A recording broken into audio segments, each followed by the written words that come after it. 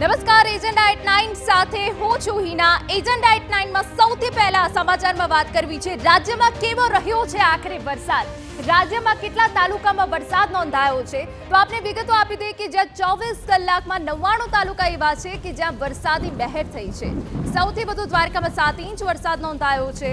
જૂનાગઢમાં 5 ઇંચથી વધુ વરસાદ નોંધાયો છે, જ્યારે વેરાવળ અને તાલાલામાં 4 ઇંચથી વધુ વરસાદ નોંધાયો છે।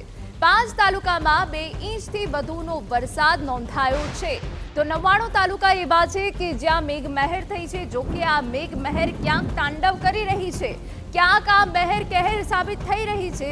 રાજ્યમાં જે વરસાદી સિસ્ટમ એક્ટિવ થઈ છે જેના કારણે હાલ વરસાદી માહોલ જામ્યો છે ને આગામી હજુ 2 દિવસ આ પ્રકારનો માહોલ યથાવત રહી શકે છે। ત્યારે 99 તાલુકા એવા છે કે જ્યાં વરસાદી માહોલ જામ્યો છે, પરંતુ સૌથી વધુ જે વરસાદ પડ્યો છે દ્વારકામાં પડ્યો છે। 7 ઇંચ વરસાદ પડતા જળબંબાકારની સ્થિતિ થઈ ગઈ છે। જૂનાગઢમાં પણ 5 ઇંચથી વધુ વરસાદ નોંધાયો છે અને ત્યાં પણ નીચાણવાળા વિસ્તારો જળતરબોળ થયા છે। વેરાવળ અને તાલાલામાં 4 ઇંચથી વધુનો વરસાદ પડ્યો છે।